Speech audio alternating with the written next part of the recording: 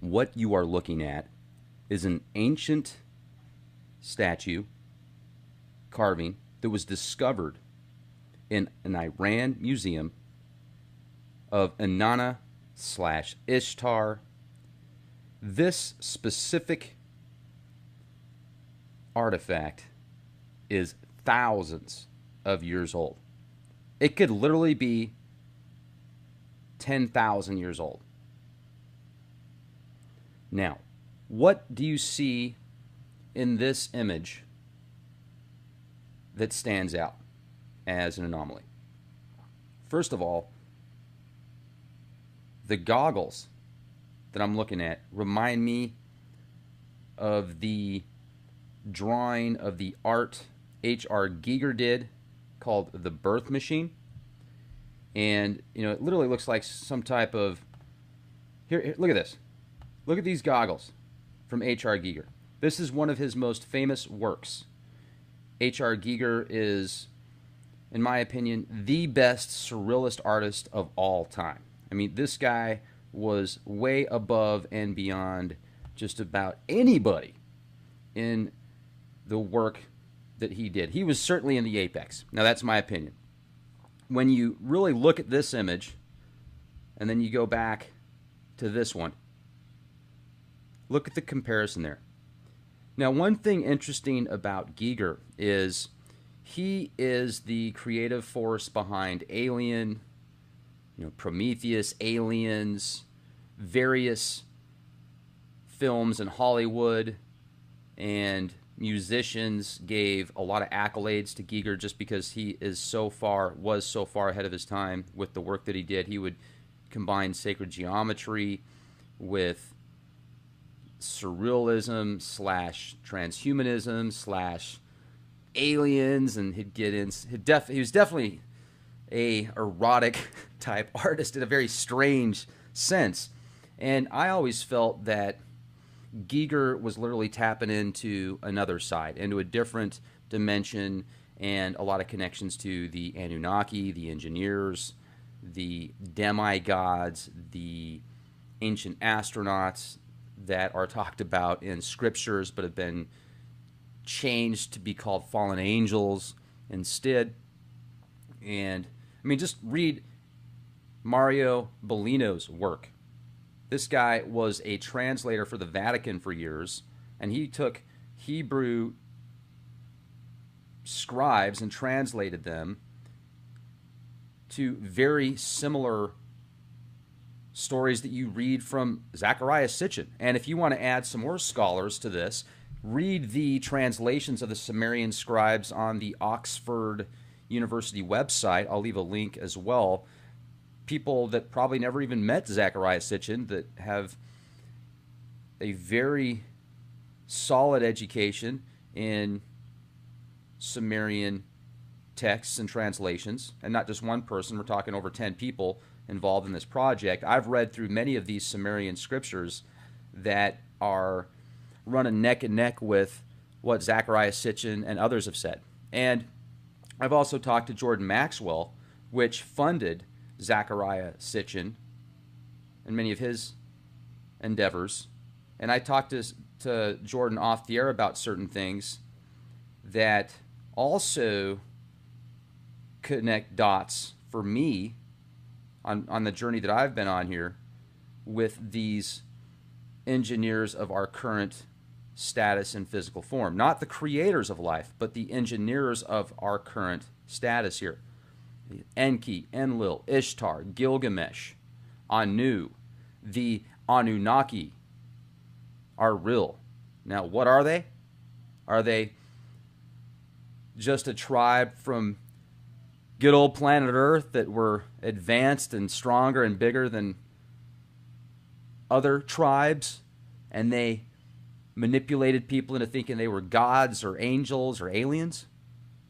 Or are they really just a very intelligent race from another planet that thought they could manipulate the current form here to take care of their bidding?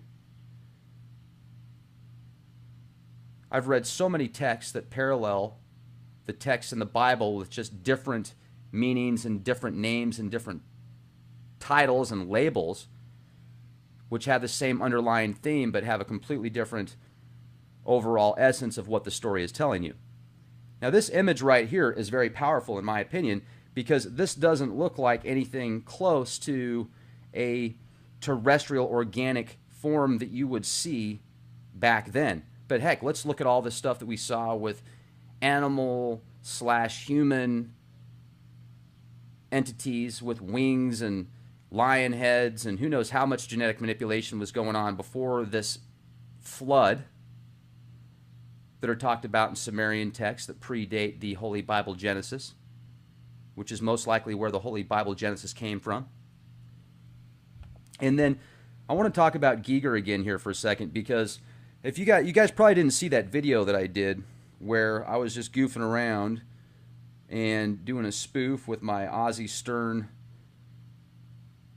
deal, and I busted out the Ouija board, and I said I wanted to make contact with Giger, and the Ouija board didn't move. But when I asked what it was like where he was at in the current time, I said, what's a drawing or a painting that you've done or art that you've done in the past that would correlate with where you're at now? And Prometheus came to mind. And then I watched the film Prometheus a few days later and connected the dots with, if you watch Prometheus, the film, the Anunnaki are all over that film. I mean, that's the basis of that film. The Anunnaki, they call them the engineers. And they talk at the very beginning of the film about all these different texts and scribes from around the world in different time periods, but ancient, going back almost 30,000 years in some cave in Germany or France, connecting to specific stars that were lined up in the universe that they were able to track and travel to. And also in this film, there is at the beginning, if you remember, there's that rod-shaped UFO in the sky waiting for one of those engineers to drink that gray goo. It's like that whoever they were in that rod-shaped UFO, it's like they gave that gray goo to the engineer to drink to see what would happen. So the engineers of the engineers. Well, some great connections there. So where am I going with this? Here's the dots that I'm connecting. Did I communicate with Giger? Did Giger communicate with me and reconfirm the hidden hand of the Anunnaki, the orchestration of the engineers behind the scenes, predating going back thousands and thousands and thousands of years? And in religions, they call them fallen angels.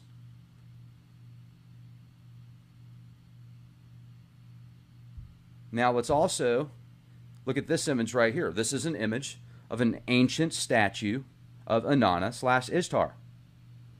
Looks like a spacesuit. And then you can see this ancient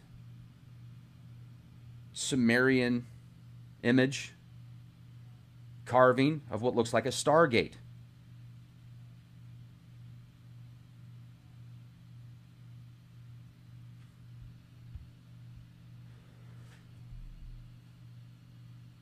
Now let's go deeper on this. Let's get into Black Hole Sun for a second, because I've been covering some of the musical aspects and strange deaths of musicians that link to certain times, and then there's events that unfold after that that seem to be in connection with not only metaphysical aspects but also financial gain.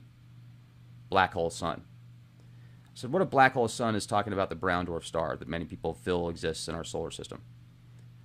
The black hole sun, in my opinion, is Saturn. The black hole sun as a matrix, as an imprisonment, as encapsulation of organic essence, and taking that away from source, separating it from source in an inorganic fashion. The Titans, the moon Titan.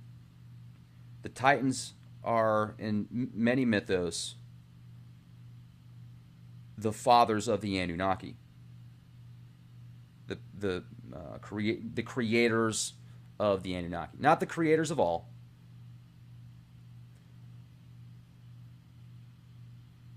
Did that part of the film in Prometheus where there's that rod-shaped UFO in the sky waiting for the engineer to drink the Grey Goo, and then he completely disintegrates and reforms as the alien. The DNA connects to something else, and it gets stuck in the water. Are those the Titans? Are those the engineers of the engineers? And do they come from Titan? And what was Saturn like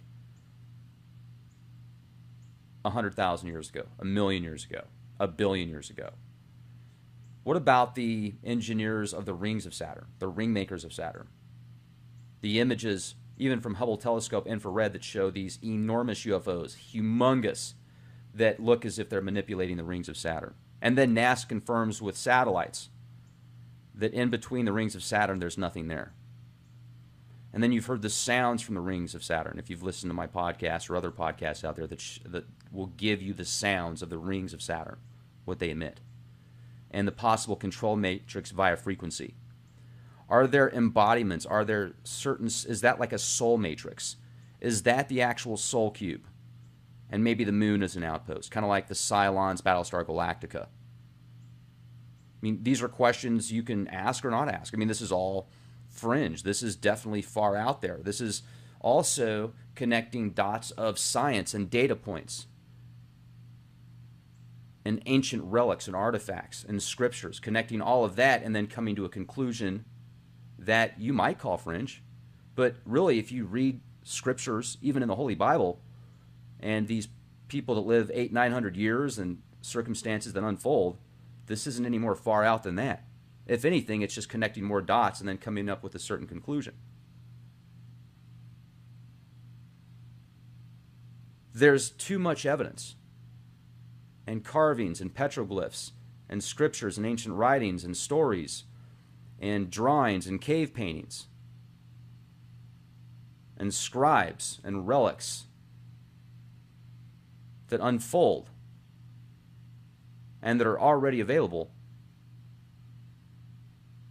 for me to where there's no way I follow the official status quo on most of the scientific communities. They are more brainwashed and compartmentalized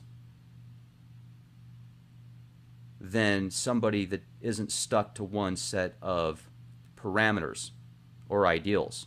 That's the neat thing about Leak Project, is it was created to get information from all aspects that are important to mold a conclusion of a definitive answer. And if not, well, we'll keep looking. The truth's out there.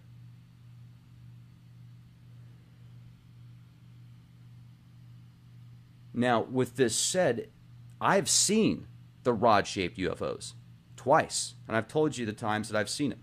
Saw them within a period of a week in Utah, once in almost northern Utah, and then once in southern Utah. And my coworker confirmed it the second time in southern Utah. We both saw and explained the same thing. And I didn't get bad vibes from it, but I've talked to people before that said, "Whoa, those rod-shaped UFOs, that's bad news." Is it though? The Titans, the Anunnaki, are the Anunnaki the creation of the Titans? And who made the Titans? And who made them? And who made them? And who made them? Who made who? Who made you? Who made who? Let's go back to this image again here for a minute. Just look at that. That looks so much like an H.R. Giger drawing or art that I wonder if he saw this and started and got the idea from this, or if it like came to him. Now, I have friends and family that have so many fascinating connections to the Anunnaki and data points that are like something pulled straight out of a David Icke book or a science fiction novel. That these people don't even necessarily like those people or know those people, and they talk about the same things that, well, for example, David Icke writes about oftentimes with the reptilian type presence. Now, also, look at this thing. Look at this guy right here.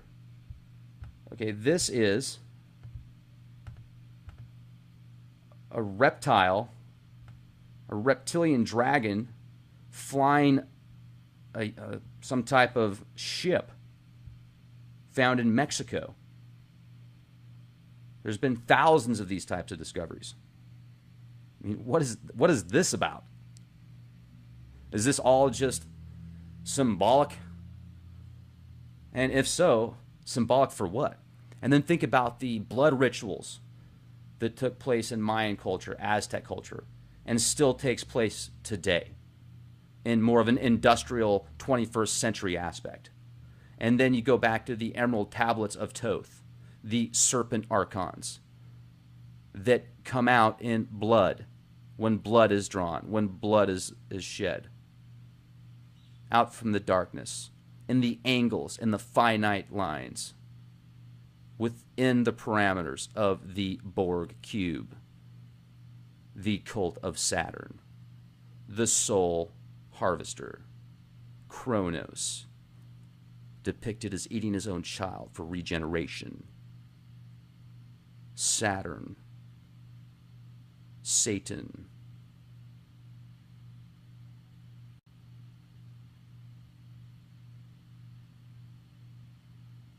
the question is, how do you break out of the parameters of a harvesting system that has become so advanced, so powerful, that it controls virtually every aspect of almost everybody's life? And then it learns how to break outside of the time-space continuum and create multiple lives simultaneously of the same individual over and over and over and over. An imprisonment within an imprisonment, a fractal broken off from the organic matrix of source, withering away into oblivion, falling further and further and further outside of light, spectrum, essence, form.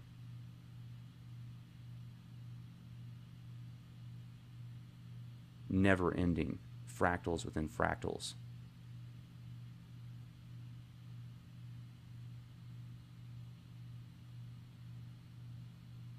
You know, I think of some real scary things sometimes when I look at the world around me and how much is going on a daily basis that seems to be sucking the life force out of the planet and out of so many people that live on the planet and so many beings. And think of all the species that become extinct on a weekly basis because of all of the pollution.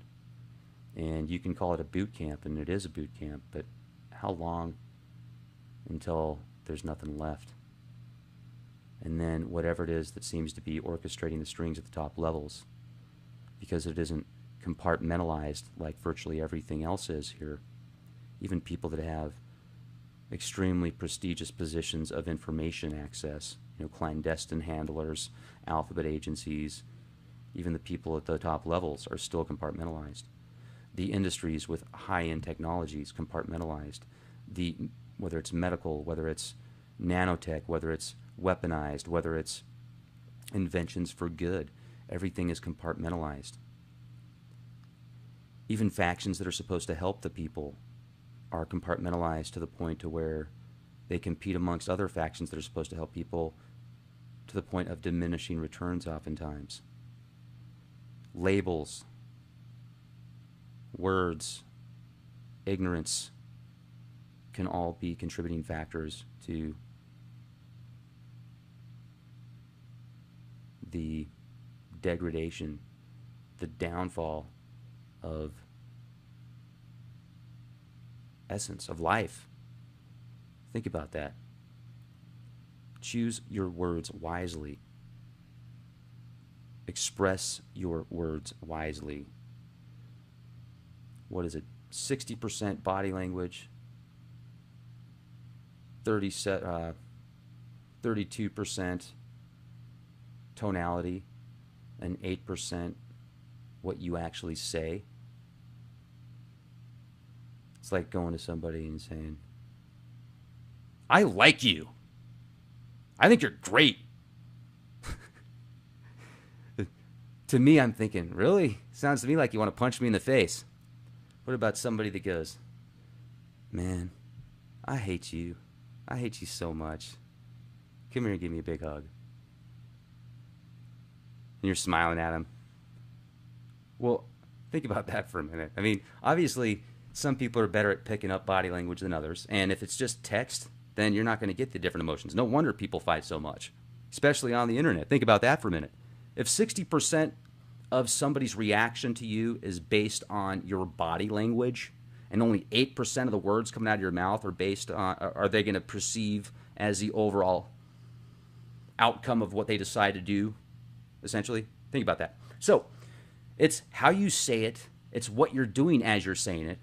And even though people are becoming more plugged in to a singularity, almost like a one hive mind consciousness, we're also becoming more fragmented. We're becoming more separated at the same time, because we're not able to express ourselves organically. It's in an inorganic medium that doesn't give near the expression that we do when we're actually looking at each other and talking to each other in physical form. And even that can be so limited. It's just more limiting. Once again, we're going down this spiral that I just expressed just a minute ago. And if you really understand that concept, even at a subconscious level, then it will start to permeate through your consciousness, and things will just start picking up, and you'll start understanding things better.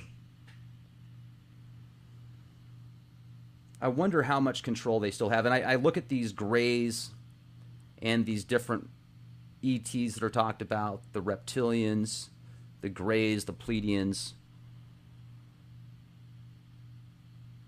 And I wonder how much of what Daryl Sims, the former CIA agent that has a lifelong history of being abducted multiple times, his family members have been abducted. If you've seen the series Taken by Steven Spielberg that came out years ago, I thought that that series was something based upon his life, like they wrote it from his testimony.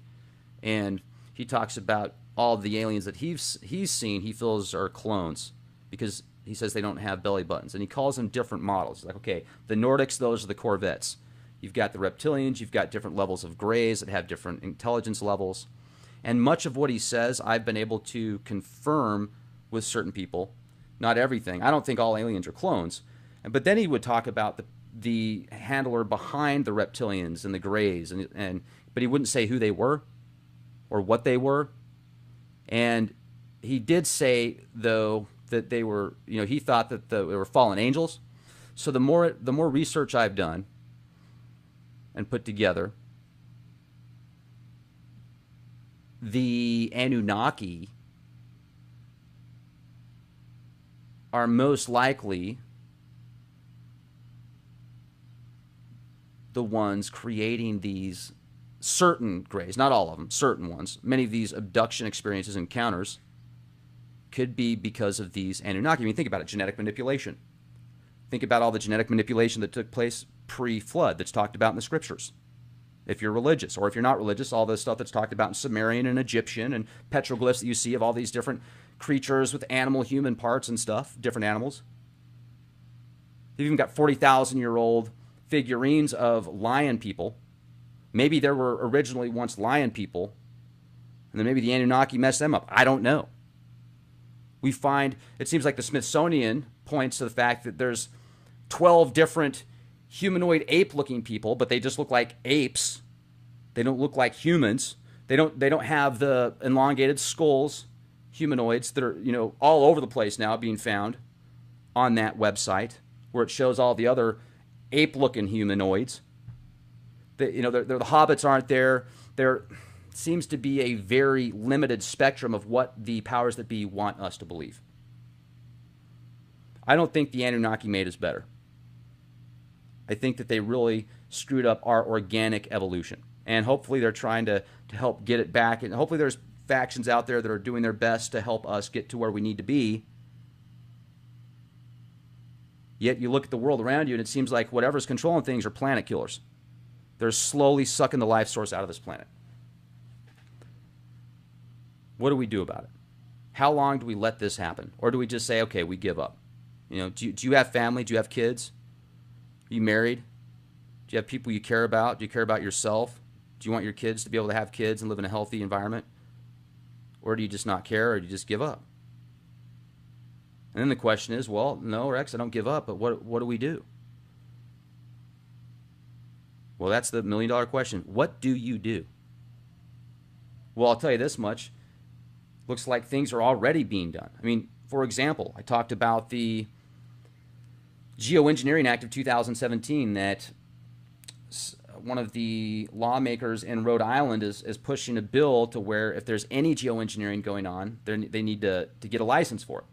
And you can look at that and say, oh, they just want more money. Which, yeah, it's going to bring more money for them. And at the same time, at least they're making an effort to make people aware that in that article, it talks about how they spray nuclear waste in the ozone to change the weather in the atmosphere, how there's frequency manipulation with particulates sprayed in the atmosphere. All the stuff conspiracy theorists have been talking about for 10, 15 years is now verified via Rhode Island lawmaker via a bill that's available public information that verifies conspiracy theorists are a lot more sane than those shills out there that can't pull their head out of their a-hole to look at the sky for 10 seconds and see that there's a difference of contrails versus chemtrails, stratospheric aerosol injections, SAIs. I think you should call them STDs, stratospheric transmitted diseases for some people.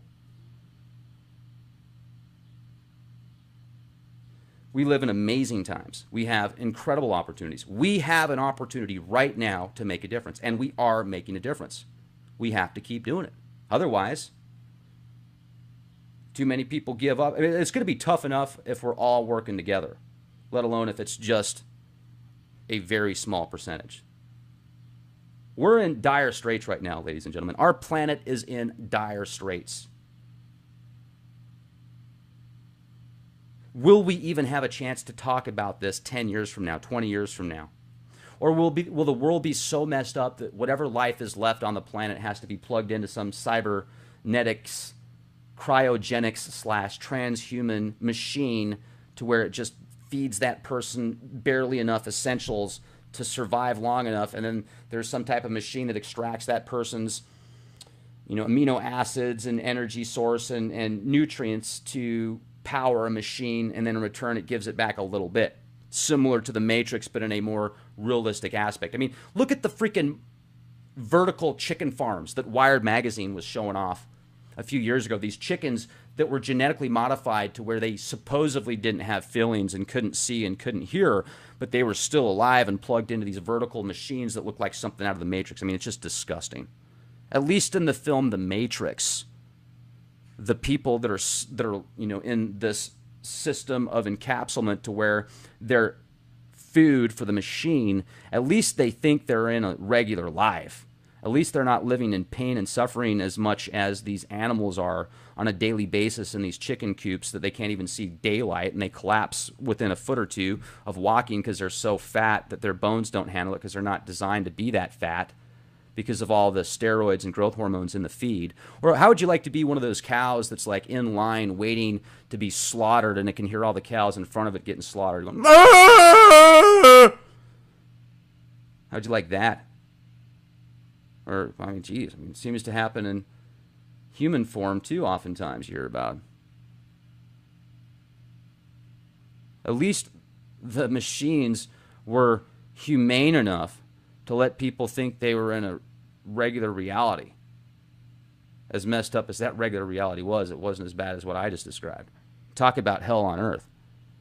People say hell doesn't exist. Well, put yourself in the position of one of these animals. Oh man, well, God gave them to us to eat. Well, whether or not God gave them to us to eat, did he give them to us to treat them the way that some people do in those industries? I mean, that's what I'm saying. The whole system's messed up, ladies and gentlemen. The whole system is corrupt. Everything. All the way down to your toothpaste. If you're brushing your teeth with these name brand toothpaste that's got fluoride in it, I mean, think about that for a minute. Every single system out there that makes millions, billions, trillions of dollars, look at the underlying theme. It reminds me of that experience I had several years ago where everything, it was like being inside of a horror film. Everything I turned on the TV, I could see the underlying theme of death, murder, robbery, cheating, stealing, destroying. So whether it was Saturday Night Live or a cartoon or a commercial that was on, you could see the subliminal program. It was just disgusting. I couldn't even watch TV. I had to turn it off. It was frightening.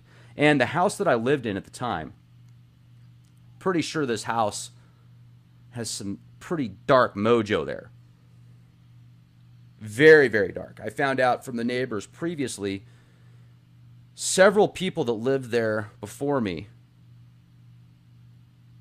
several couples that were married, every one of them got divorced. The people that lived next door to me, I'm sure they still live there. They had been there for 40-something years when I was there. Real nice people. Bless their hearts, good people. And you just wonder sometimes, how much is feeding off of this system, and when does it get, what is it, and when does it have to stop? When does it realize that if it keeps doing this, that there's going to be nothing left? Or does it not care because it can just move on to the next planet, the next planet, the next planet? What was Mars like 1,000 years ago, 100,000 years ago, 1,000,000 years ago? People could say, oh, it's always been like that, man. There's never been life on there. Well, I disagree.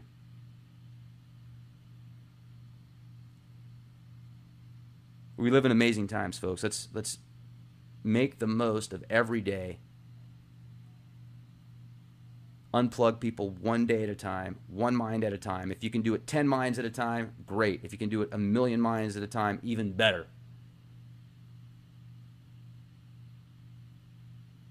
Remember, we're in this together.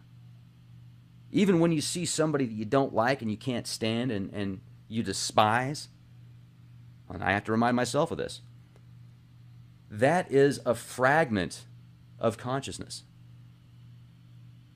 And if you get to the quantum level, many experts say at the quantum level there is no separation. What's out there is in here, what's in here is out there, what's up is down, what's down is up, what's left is right, what's right is left. And your conscience knows what's really right. You don't need somebody else to tell you what's right and what's wrong, do you? I hope not. Your conscience should be your judge, should be your guide.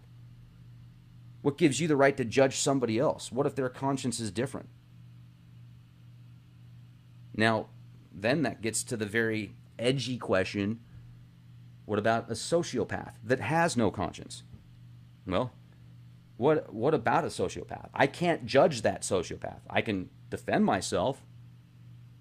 You can defend yourself from a sociopath. Yet if that person doesn't have a conscious mind to make decisions, if that person doesn't know what they are doing is right or wrong, how do you judge them the same? I don't know. I mean, these are all very difficult questions. That's why I ask so many questions sometimes that start asking questions about the question I just asked and I lose track. You guys are like, come on, Rex, stay on track, stay on focus. I get it. And on that note, I want to close out with this. Look at this image. Enki, Enlil, Anu, the Ajiji, the bird people, and the tree of life in the center, what I feel is the DNA. And look at how they're all pointing up at Anu in the heavens on the winged platform. They're all pointing at him like, yep, that's where we came from. That's our master. That's our creator. That's our engineer.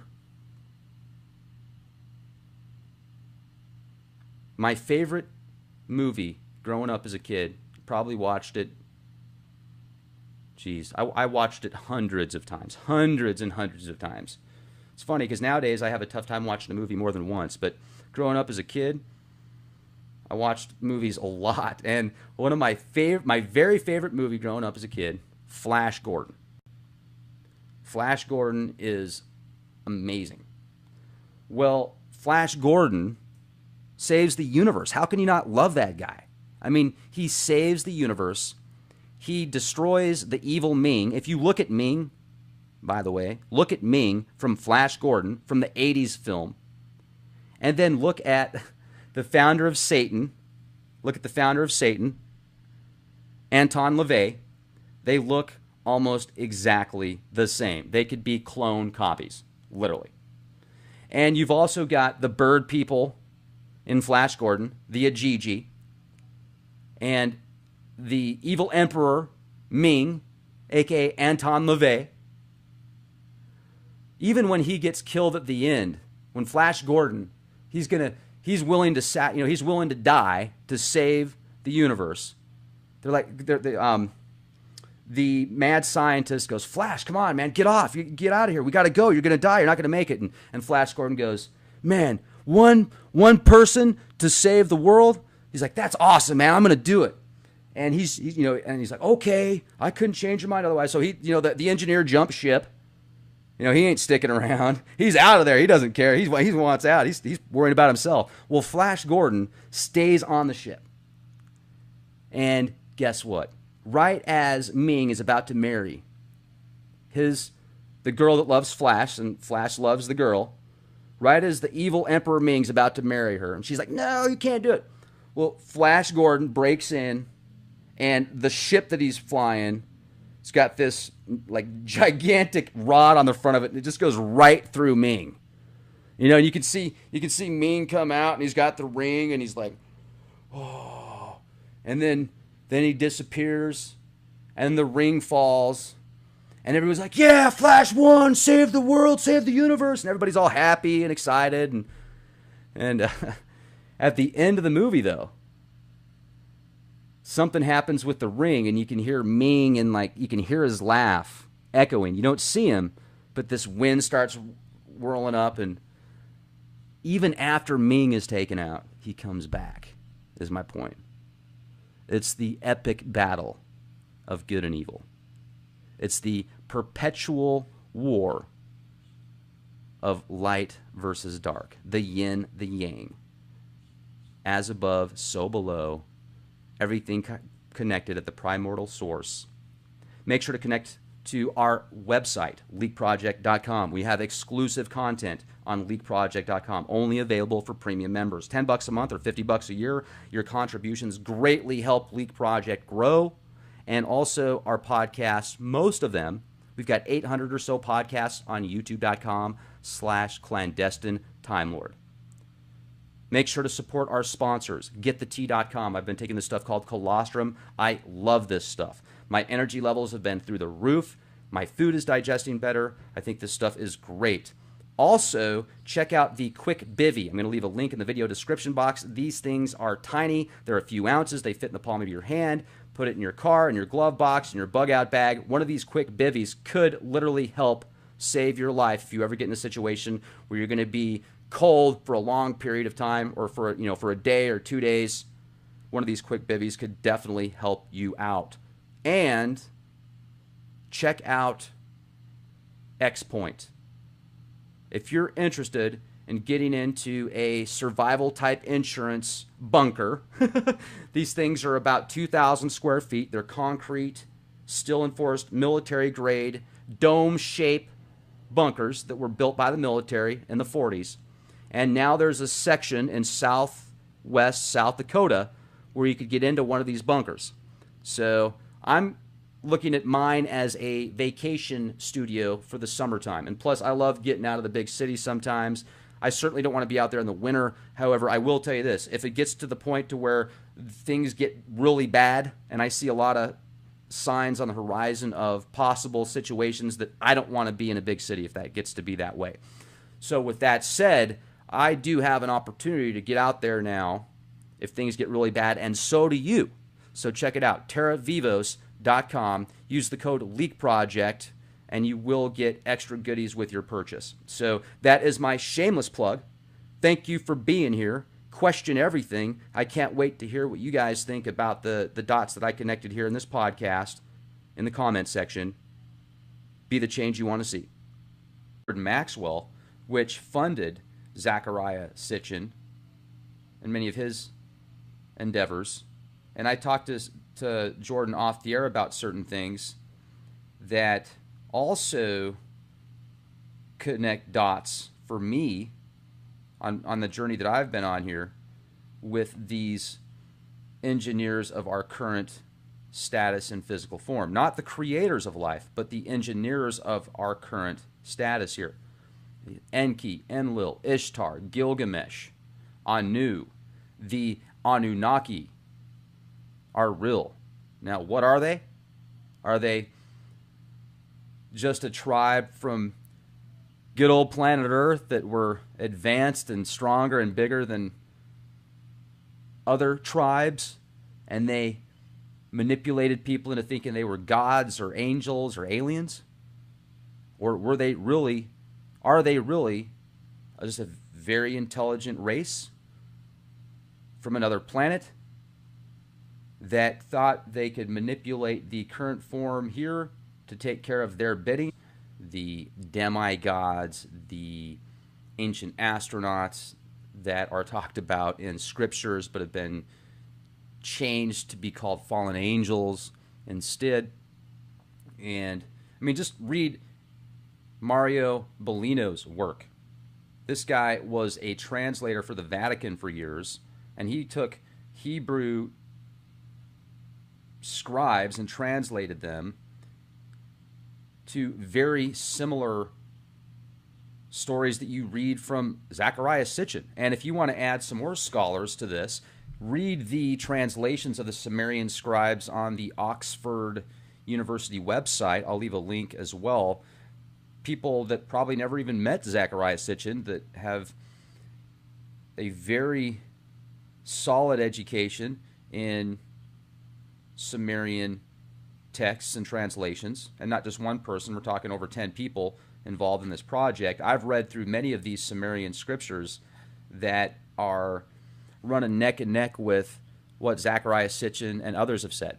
And I've also talked to Jordan. I've read so many texts that parallel the texts in the Bible with just different meanings and different names and different titles and labels, which have the same underlying theme but have a completely different overall essence of what the story is telling you. Now, this image right here is very powerful in my opinion, because this doesn't look like anything close to a terrestrial organic form that you would see back then. But heck, let's look at all the stuff that we saw with animal/human entities with wings and lion heads, and who knows how much genetic manipulation was going on before this flood that are talked about in Sumerian texts that predate the Holy Bible Genesis, which is most likely where the Holy Bible Genesis came from. And then I want to talk about Giger again here for a second, because if you guys probably didn't see that video that I did where I was just goofing around and doing a spoof with my Ozzy Stern deal. I mean, this guy was way above and beyond just about anybody in the work that he did. He was certainly in the apex. Now, that's my opinion. When you really look at this image, and then you go back to this one, look at the comparison there. Now, one thing interesting about Giger is he is the creative force behind Alien, Prometheus, Aliens, various films in Hollywood, and musicians gave a lot of accolades to Giger just because he was so far ahead of his time with the work that he did. He would combine sacred geometry with surrealism / transhumanism / aliens, and he was definitely a erotic type artist in a very strange sense. And I always felt that Giger was literally tapping into another side, into a different dimension, and a lot of connections to the Anunnaki, the engineers. What you are looking at is an ancient statue carving that was discovered in an Iran museum of Inanna / Ishtar. This specific artifact is thousands of years old. It could literally be 10,000 years old. Now, what do you see in this image that stands out as an anomaly? First of all, the goggles that I'm looking at remind me of the drawing of the art H.R. Giger did called The Birth Machine. And, it literally looks like some type of... Here, look at this. Look at these goggles from H.R. Giger. This is one of his most famous works. H.R. Giger is, in my opinion, the best surrealist artist of all time.